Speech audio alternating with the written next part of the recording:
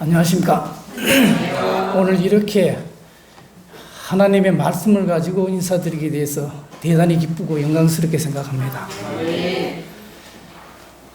무엇보다 부족한 저에게 이런 특별한 기회를 허락해 주신 우리 박종수 장로님이야 여러 장로님들, 집사님들 그리고 모든 성도님들, 이 거룩한 안식일의 축복이 풍성히 임하시기를 기원드립니다.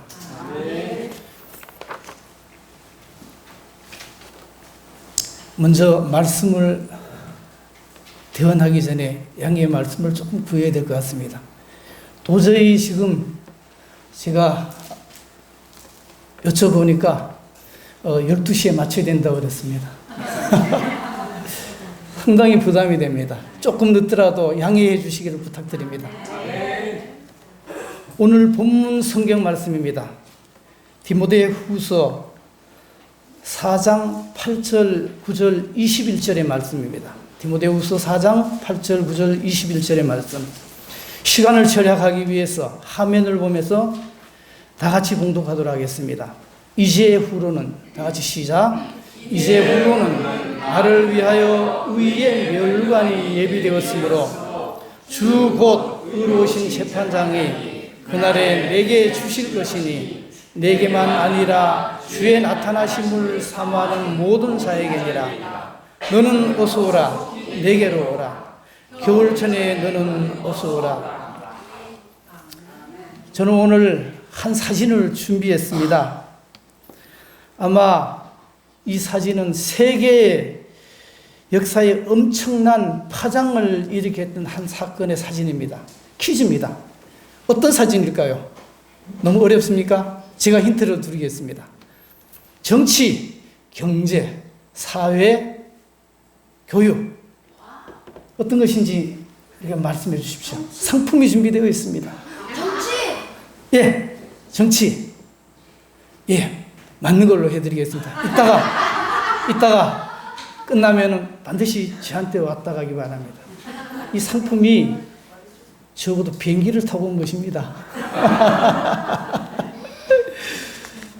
짠! 자, 이 사진입니다.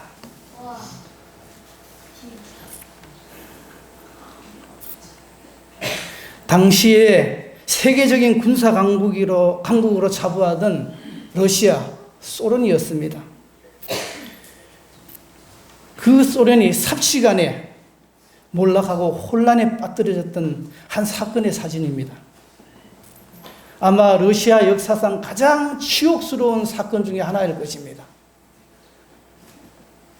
1987년 5월 28일 당시 나이가 19살이던 마티아스 루스트라는 이 독일 청년이 겁도 없이 독일의 경비행기 세스나 172기라는 이 비행기를 치밀어 몰고 정말 그 러시아 난공불락의 한 번도 러시아 지금 현재 이 붉은 광장입니다. 이 붉은 광장은 거의 정복된 사례가 없어요. 이 난공불락의 더구나 붉은 광장 앞에 그냥 이렇게 불시착한 것이 아니라 보기도 좋게 싹이 이렇게 내려앉았습니다. 어떤 일이 일어났을까요?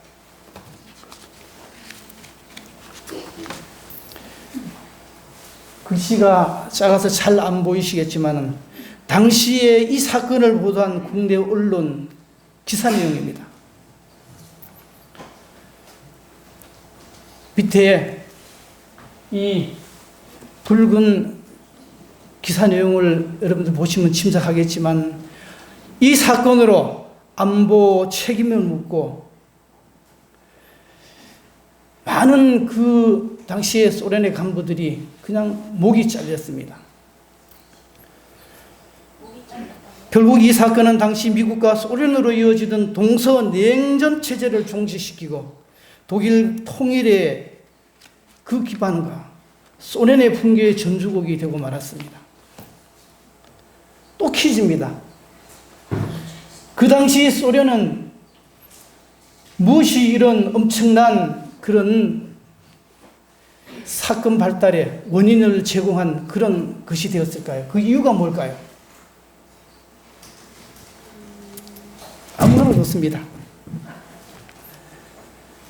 예. 시간을 절약하는 의미에서 제가 대답하도록 하겠습니다. 당시에 소련은 국가의 심장과 같았던 방공망이 훼손되고 그것을 지키지 못했던 실수를 범했던 것입니다. 저는 이것을 보면서 우리의 인간의 삶도 마찬가지라는 생각을 떨쳐버릴 수가 없습니다.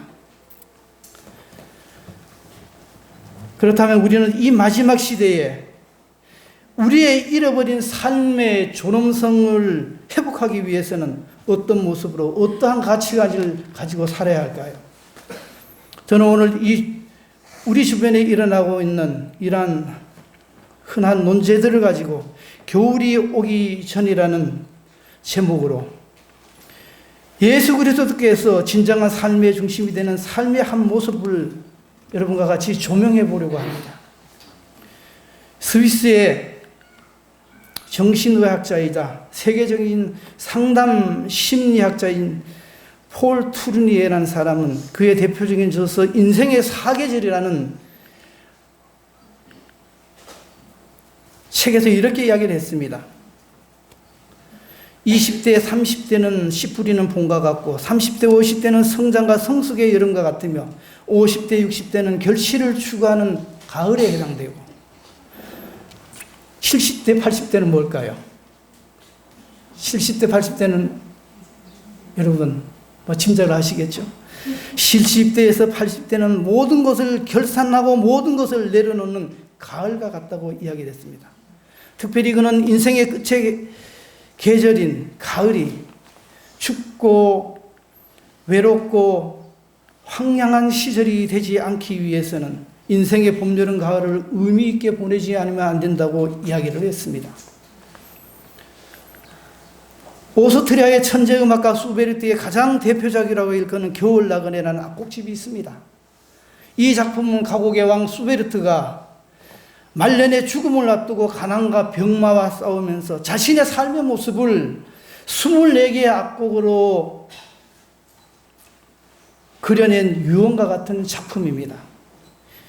이 작품의 가장 마지막 곡인 거리의 악사라는 곡을 보면 이렇게 쓰여져 있습니다. 어떤 분이 이걸 한번 읽어주실까요? 아주 유명한 시입니다. 이 시, 예. 홀로 손풍금을 연주하는 늙은이 아무도 쳐다보지 않고 아무도 듣지 않네. 구걸쟁반은 텅 비어있어. 하지만 계속 연주하네. 개가 짖어도 상관없어. 노인장 나도 함께 노래할까? 멋진 노래할 테니 손풍금을 켜주오. 여기에 나오는 추운 날 홀로 손풍금을 연주하는 늙은이는 바로 수베르트 자신을 가리키고 있는 것입니다. 아무도 쳐다보지 않고 아무도 들어주지 않는 그 황량한 길거리에서 구걸 쟁반을 앞에 놓고 손풍금을 켜고 있습니다. 수베르트는 이러한 자신의 모습을 되돌아보며 스스로 작품 속의 한 나그네가 되어 자신의 삶을 위로하고 있습니다. 노인장 나도 함께 노래할까? 멋진 노래할 때니 손풍금을 켜줘.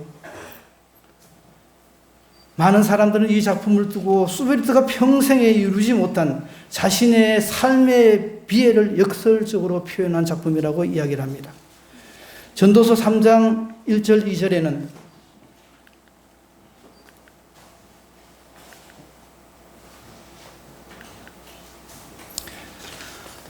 천나의 범사가 기한이 있고 모든 목적이 이룰 때가 있나니 날 때가 있고 죽을 때가 있으며 심을 때가 있고 심은 것을 뽑을 때가 있음이라고 말씀하고 있습니다.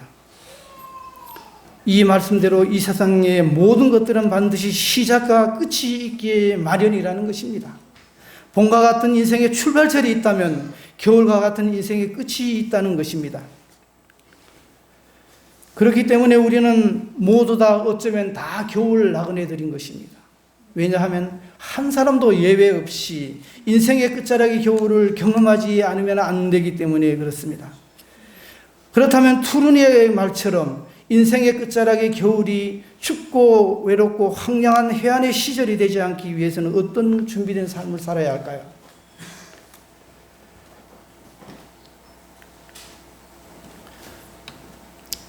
디모데후서 4장에 나오는 사도 바울의 간증과 같이 간제와 같이 부흥이 되는 삶을 살아야 한다고 사도 바울은 이야기를 하고 있습니다.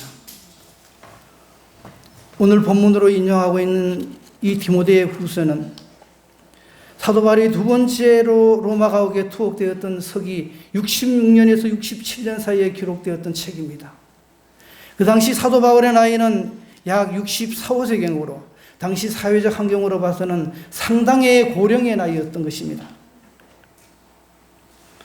이러한 그가 예수 그리스도를 믿는다는 이유로 지하 감방에 감금되어 멀지 않은 시간에 형장에 이슬로 사라질 것을 직감하고 있었습니다.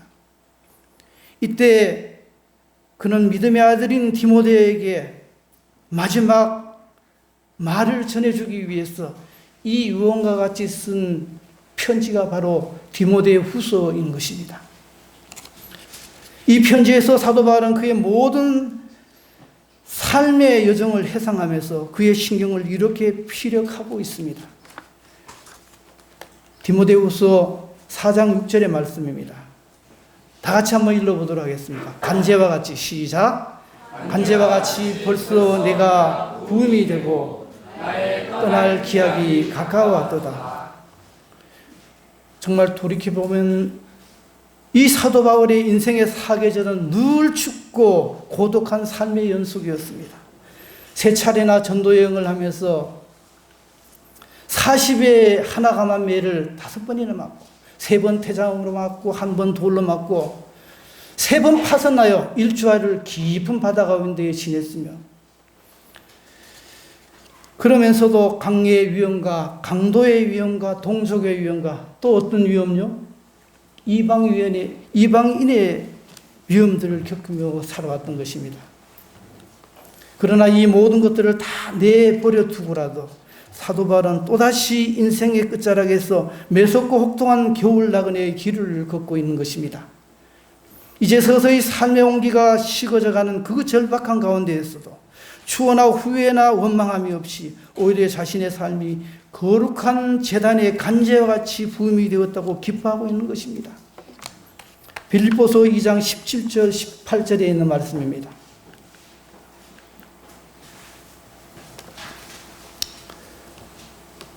다 같이 한번 읽어보겠습니다. 검은 글씨는 제가 읽고요.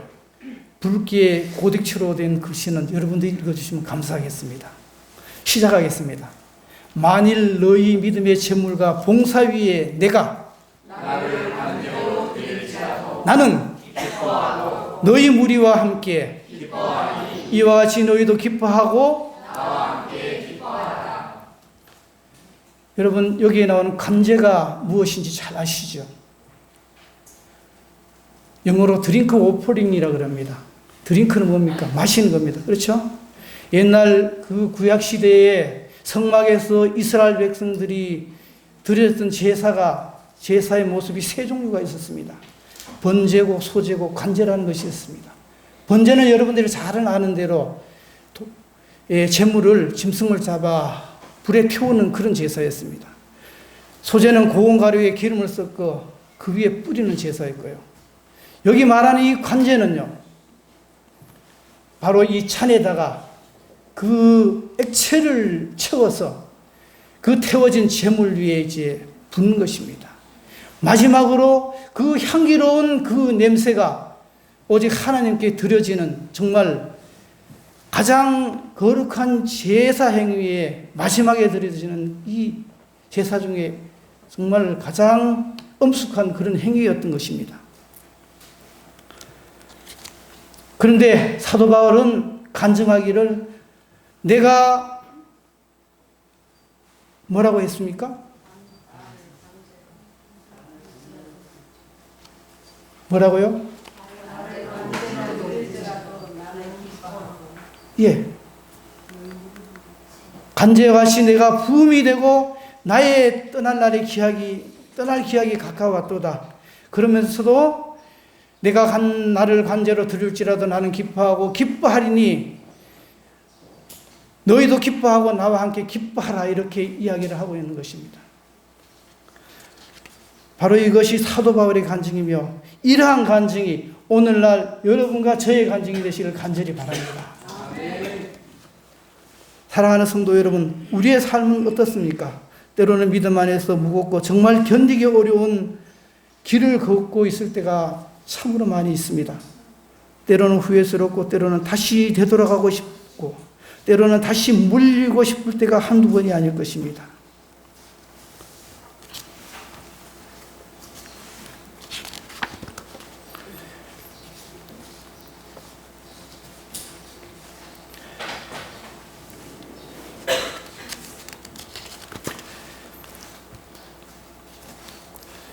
이렇게 우리가 생각하기에 정말 정답이 없는 때가 너무도 많지만 그럴지라도 우리의 모든 삶이 예수 그리스도 안에서 거룩한 간제와 부음이 된다는 사실을 기억하고 예수 그리스도의 은혜로 늘 승리하는 저와 여러분들이 되시길 간절히 소망합니다.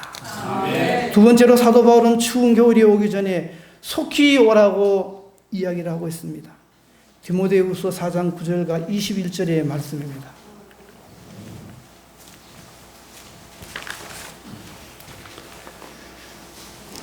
디모데후서 4장 9절 21절 너는 어서 속히 내게로 오라. 겨울 전에 너는 어서 오라. 왜 사도 바울은 이렇게 속히 오라고 이야기했을까요? 여기에는 두 가지 큰 의미가 있습니다. 하나는 독특한 지중해의 겨울 날씨 때문입니다. 당시 소아시아 연안의 지중해는 지형상 겨울에 바닷물이 쉽게 얼어 배가 운행되지 못할 상황이 많이 있었기 때문입니다. 두 번째로 또 하나는 언제 닥칠지 모르는 자신의 죽음 앞에 시간을 낭비할 여유가 없었다는 것입니다. 다시 말해 사랑하는 믿음의 아들에게 하루라도 빨리 지도자로서 갖춰야 할 품성과 덕목을 가르쳐주고 싶었기 때문이었습니다. 교회 증언 352쪽에 이렇게 이야기를 하고 있습니다. 둘째 단부터 읽도록 하겠습니다. 다 같이 읽어보겠습니다. 사악한 시작. 사악한 네로의 마음은 전적으로 사단과 같다. 그가 한마디 하거나 고개를 끄덕여도 사도의 생명은 끊어질 것이었다. 바울은 디모데가 신속히 오기를 당부하였으며 그의 입술로부터 그가 마지막 증언을 받을 만큼 속히 오지 못할까 두려워했다.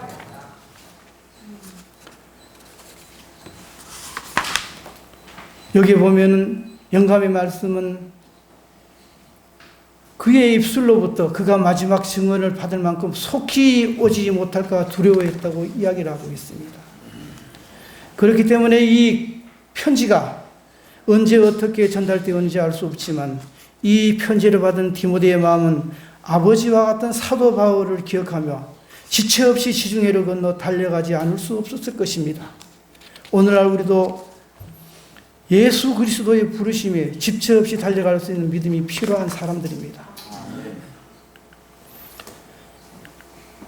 이사야 1장 18절에 여호와께서 말씀하시되 오라 우리가 서로 변론하자. 너희 죄가 주홍 같을지라도 눈과 같이 희어질 것이요 진홍같이 붉을지라도 양털같이 되리라고 호소하고 계십니다.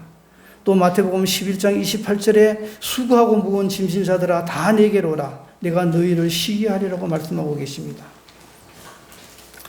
이와 같이 하나님께서는 지구상의 모든 인류 가족들에게 불언간에 들어닥칠 혹독한 세상 끝의 겨울을 내다보시고 다 내게로 오라고 호소하고 계십니다. 그분의 부르심 앞에 지체 없이 달려가 무거운 모든 짐을 내려놓고 위로와 소망의 생애를 살아가시는 저와 여러분들이 되시기를 간절히 소망합니다. 아멘. 세 번째, 사도 바울은 디모데에게 거독과 가죽 종이에 쓴 책을 가져오라고 이야기를 합니다. 디모데후서 4장 13절에 내가 올 때 내가 드로아 가보이십에 둔 겉옷을 가지고 오고 또 책은 특별히 가죽 종이에 쓴 것을 가져오라. 사도 바울은 디모데가 올 때 드로아 가보십에 두고 온 겉옷과 가죽 종이에 쓴 책을 가져오라고 부탁을 하고 있습니다. 이 드로아 지방은요, 여러분들이 잘 아는 트로이 목마라는 이야기를 들어보셨습니까? 이 트로이 목마로 유명한 터키의 한 지중해 해변에 있는 작은 도시를 말하고 있습니다. 여기에 나온 거독과 가죽종이에 쓴 책은 아마 어떤 사정인지 모르지만 드로아에 살던 가부의 집에 맡겨 주었던 짐 중에 하나일 것입니다. 지금 사도 바울은 이렇게 맡겨두었던 것을 빨리 가져오라고 이야기를 하고 있는 것입니다. 왜냐하면 사도 바울이 구금되어 있는 감방은 햇볕이 들지 않고 춥고 습기가 많은 지하 동굴이었습니다.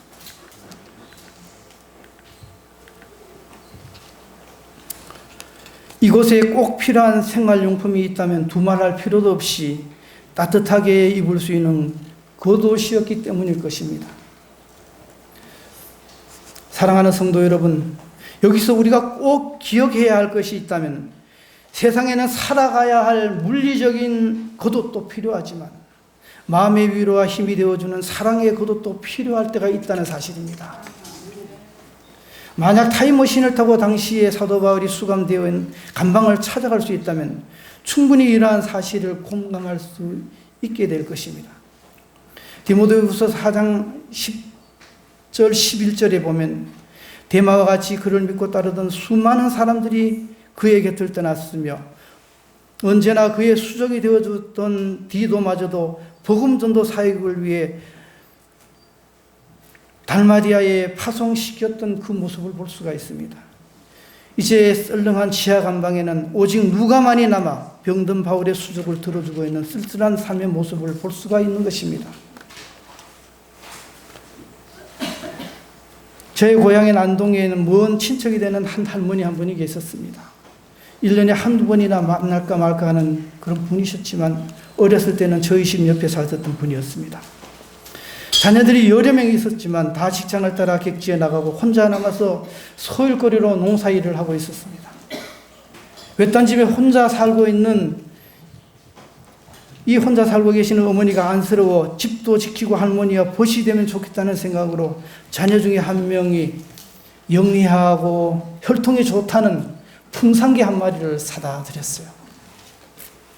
그러자 할머니가 조석으로 밥도 주고 자식과 같이 애지중지 키워오셨습니다.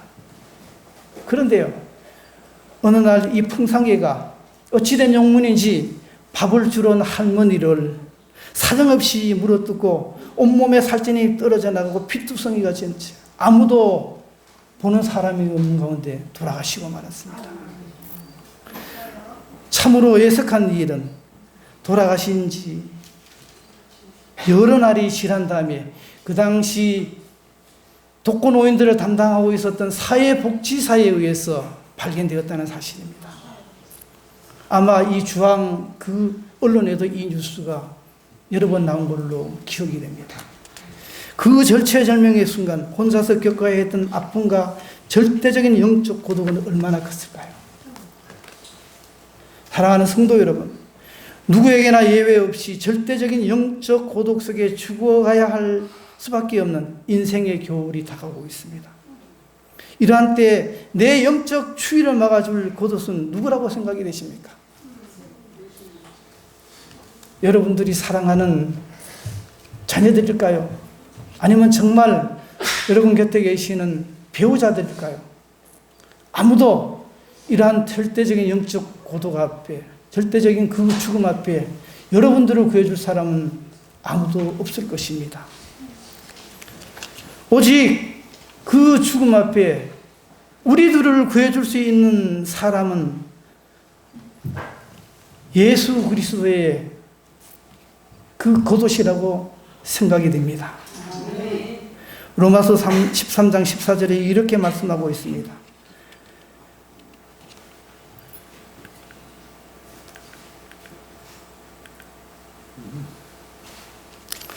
오직 예수 그리스도의 겉옷만이 절대적인 영적 추위에서 우리를 건져줄 수 있는 유일한 희망이 될 것입니다. 제가 이 원고가 지금 이하고 맞지 않아가지고요. 예.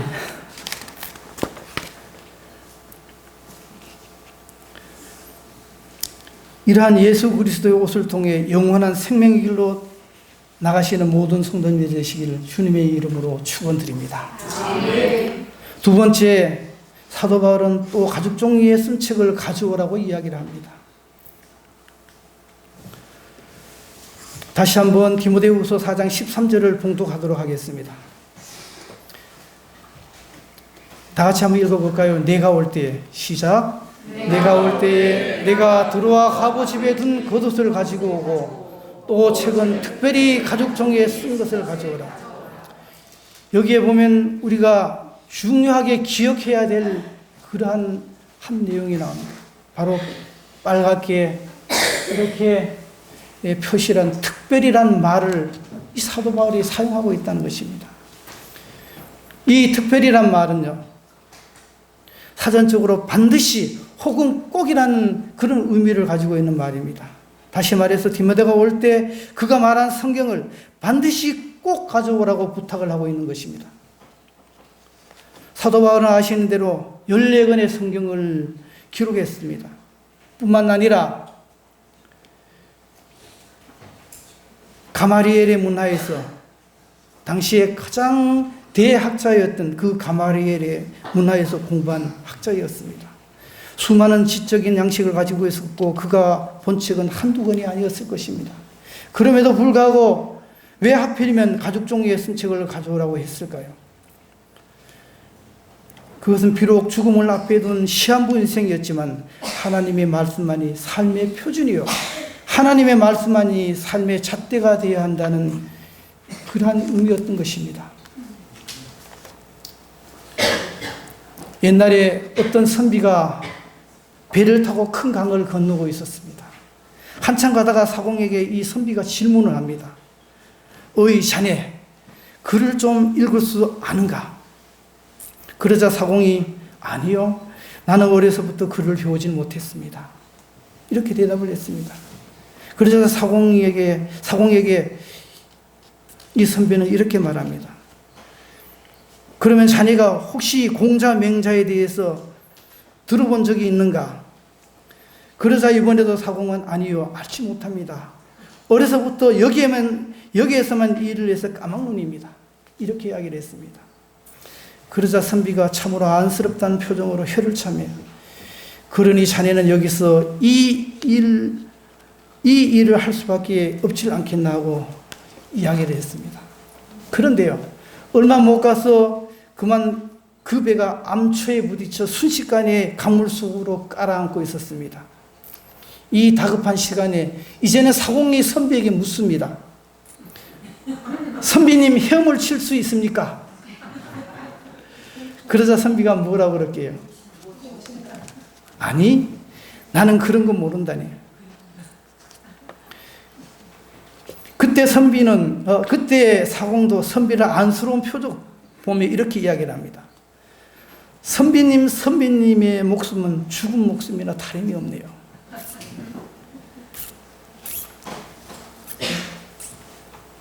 비록 누가 지은 짧은 이야기에 불과하지만 우리에게 주는 시사점이 있습니다. 아무리 훌륭하고 뛰어난 지혜가 있고 아무리 높은 학식을 가지고 있다 할지라도 절체절명의 순간에 우리의 생명을 구해줄 수 없는 지혜는 결코 참다운 지혜가 아니라는 것입니다. 디모데후서 3장 15절에 그리스도 예수 안에 있는 믿음으로 말미암아 구원에 이르는 지혜가 있게 하느니라고 말씀하고 있습니다. 또 교육 17쪽에서는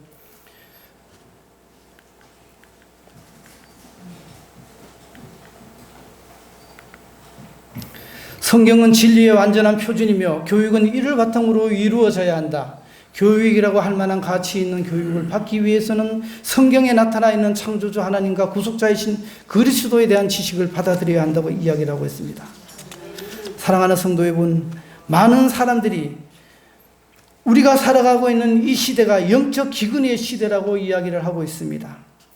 이러한 때일수록 겨울의 혹독한 추위를 이겨내기 위해서는 우리의 심령 속에 영적 말씀을 늘 가득히 채우는 일을 게으리 하지 않는 저와 여러분들이 되시기를 간절히 기원드립니다.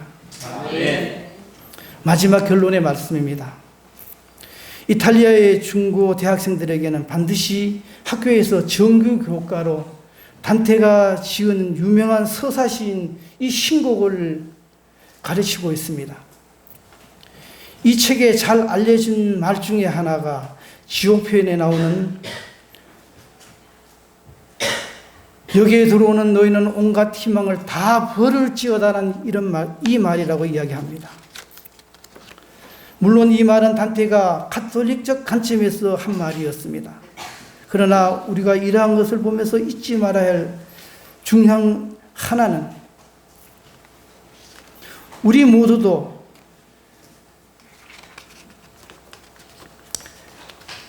재림의 소망을 가지고 살아가는 마지막 남은 무리로서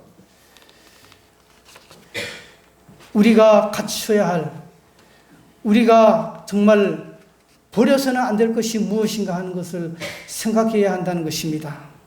얼마 전 저는 참으로 가슴이 저미는 한 그림을 보게 되었습니다. 이라크의 한 소녀가 고아 마당에 전쟁통에 떠난 엄마의 모습을 그려놓고 바닥에 누워 그 그림 안에 들어가 누워있는 장면입니다. 그림으로 된 엄마의 모습이었지만 얼마나 엄마가 소중했는지 소녀는 작은 신발을 밖에 벗어놓고 자기를 품어주던 그 엄마를 추억하며 편안히 엄마의 품에 누워있는 것입니다. 춥고 배고프고 외롭고 어쩌면 병마와 혼자 싸워야 하는 이 작은 아이가 이미 세상에 없는 엄마를 그리워하며 그 고단함을 잊어보려 하고 있는 것입니다. 요한복음 15장 7절에 너희가 내 안에 거하고 내 말이 너희 안에 거하면 무엇이든지 원하는 대로 구하라 그리하면 이루리라고 말씀하고 있습니다. 디모데후서 1장 12절에 다 같이 한번 읽어보겠습니다. 내가 이 고난을 받되 부끄러워하지 아니함은 나의 이러한 자를 내가 알고 또 나의 의탁한 것을 그날까지 저가 능히 지키실 줄을 확신합니다. 사랑하는 성도 여러분, 그리스도의 승리는 고난의 승리입니다. 고난이 없는 승리는 결코 있을 수가 없는 것입니다. 그것은 간제와 같이 부음이 되는 삶이요 하나님의 말씀 안에 예수 그리스도의 옷을 덧입고 살아가는 삶일 것입니다. 추운 겨울이 오기 전에 고난과 싸우면서 그 고난 앞에 물러서질 않고 언제나 고난에 도전할 줄 아는 사람이 되어주시기를 간절히 소망합니다. 아멘. 하나님께서 분명히 말씀하십니다. 나의 의뢰한 자를 내가 알고 나의 의탁한 것을 능히 지켜주실 것이라고. 이러한 예수 그리스도를 믿고 신뢰하며 그분 안에서 늘 승리하는 저와 여러분들이 되시길 간절히 소망하면서 말씀을 줄이겠습니다. 아멘.